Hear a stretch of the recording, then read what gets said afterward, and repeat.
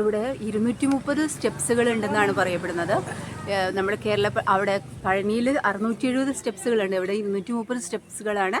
എല്ലാം നമുക്ക് കുത്തനെയുള്ള സ്റ്റെപ്സുകളാണ്. നമുക്ക് കയറാം. പിന്നെ ഈ സ്റ്റെപ്സിലെല്ലാം ഓരോരുത്തരുടെ പേരുകളാണ് എഴുതി വെച്ചിരിക്കുന്നത്. ഇതെല്ലാം ഓരോരുത്തർ ഡൊണേറ്റ് ചെയ്തതാണ് ഓരോ സ്റ്റെപ്സും.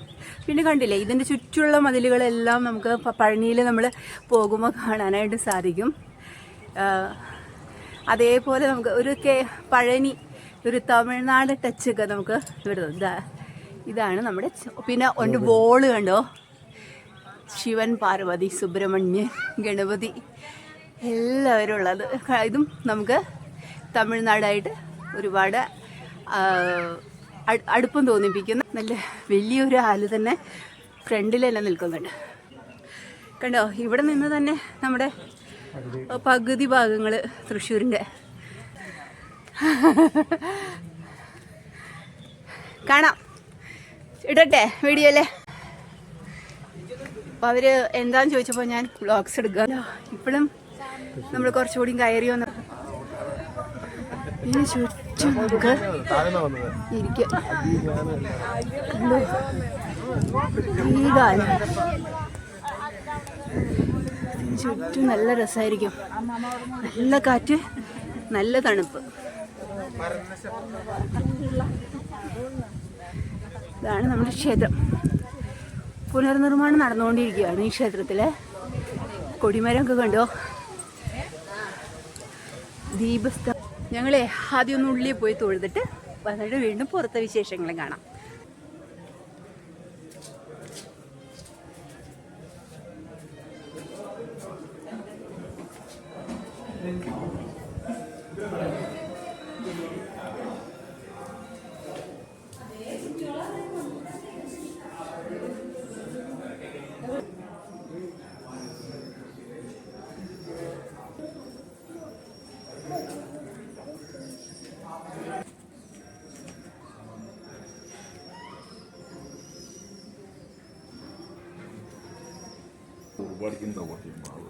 കുട്ടികളെ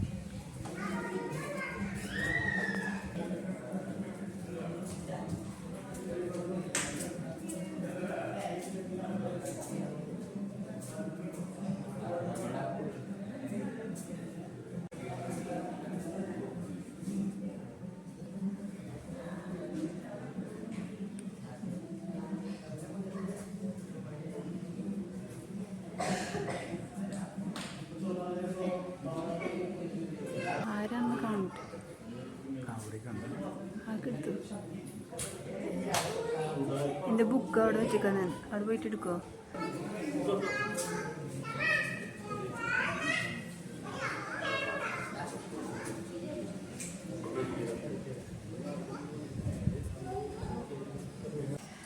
നമ്മൾ ഈ ചോദിച്ചിരിക്കുന്ന സുബ്രഹ്മണ്യ സ്വാമി ക്ഷേത്രത്തിലെ മേൽശാന്തിയുടെ അടുത്താണ് വന്നിരിക്കുന്നത്.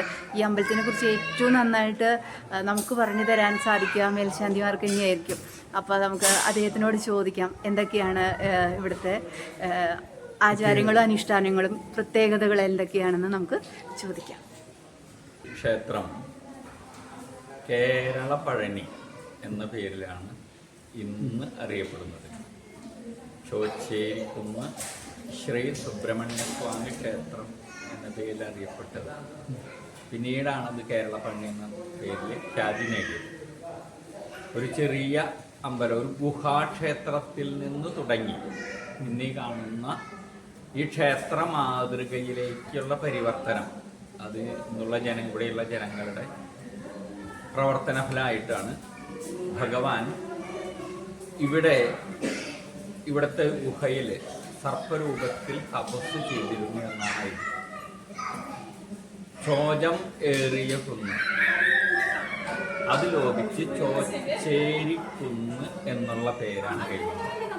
ചോജം എന്നാൽ മരവുരി, മഹർഷിമാർക്ക് ധരിക്കാവുന്ന മരവുരികൾ ലഭിച്ചിരുന്ന ധാരാളം വൃക്ഷങ്ങൾ ഇവിടെ ഉണ്ടായിരുന്നു. ചോജം ഏറിയ കുന്ന്, ചോച്ചേരി കുന്നായിരുന്നു. അപ്പോൾ ഇവിടെ ഗുഹയിൽ, ചെറിയ ഗുഹകളിൽ ധാരാളം മഹർഷിമാർ താമസിച്ചിരുന്നു. ഇവിടെ ഒരു ചെറിയൊരു നീരുറവയൊക്കെ ഉണ്ടായിരുന്നു. വേനൽക്കാലത്തും പറ്റില്ല. അത് ഭഗവാൻ ഇവിടെ വെച്ച് അഗസ്ത്യ മഹർഷിക്ക് ആദിത്യ ഹൃദയ മന്ത്രം ഉപദേശിച്ചു എന്നായിരിക്കും.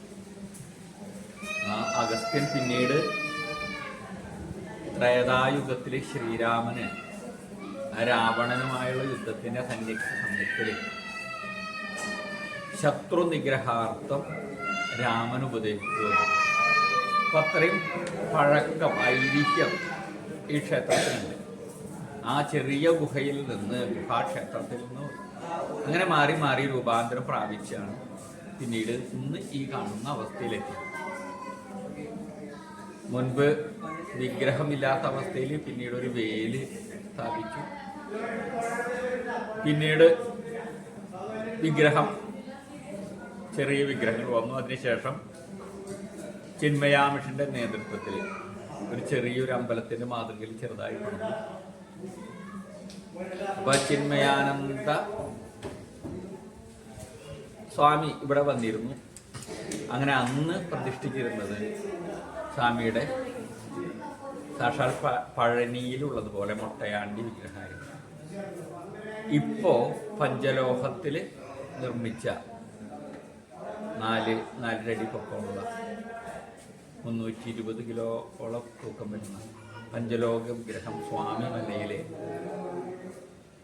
നിർമ്മിച്ച് ഇവിടെ രാജകീയ ഭാവത്തിലാണ് പ്രതിഷ്ഠ. ഇവിടെ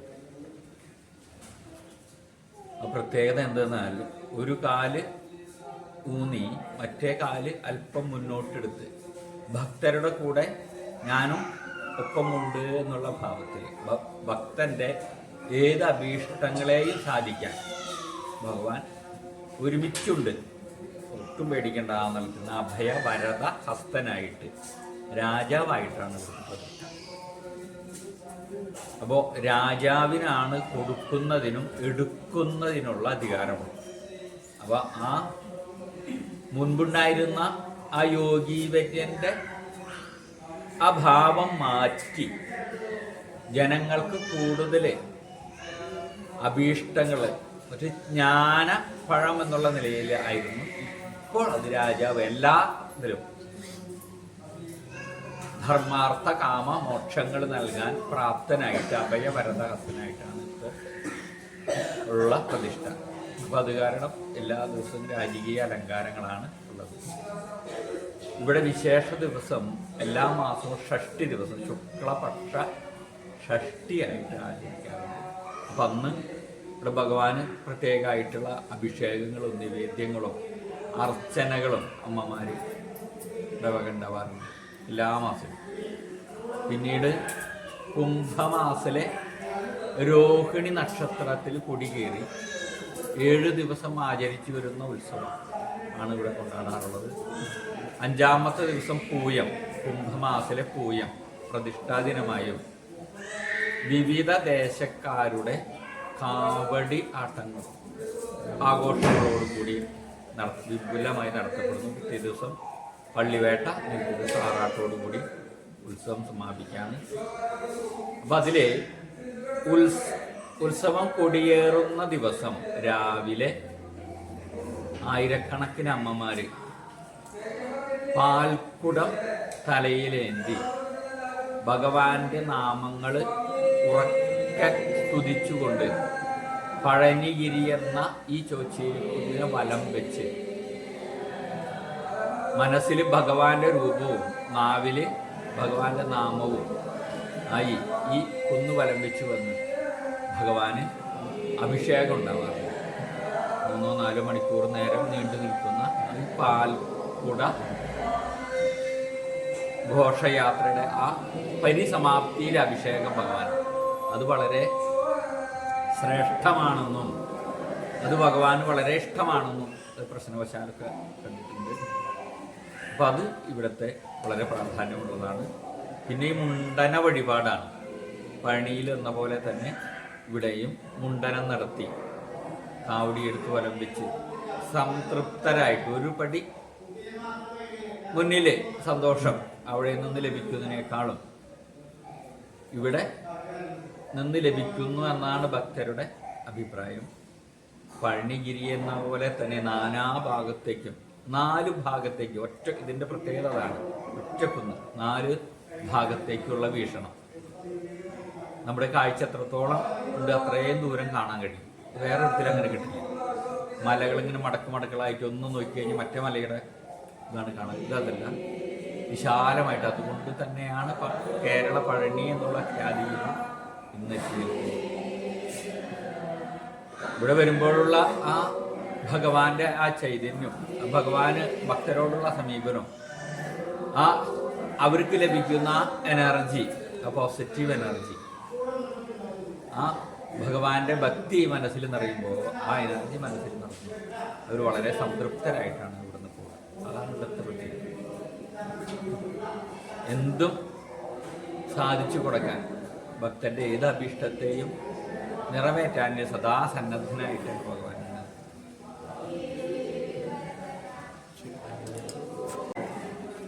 നമ്മള് എത്ര സന്തോഷമായിട്ടാണല്ലേ കാര്യങ്ങളെല്ലാം ക്ഷയിച്ചത്.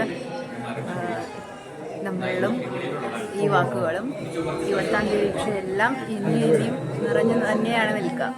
അത്രയധികം സന്തോഷമായിട്ടുള്ള ഒരു അമ്പലമാണ് ചെയ്യിക്കുന്ന സുബ്രഹ്മണ്യ സ്വാമി അനവക്കീറുള്ള പഴനി ക്ഷേത്രം.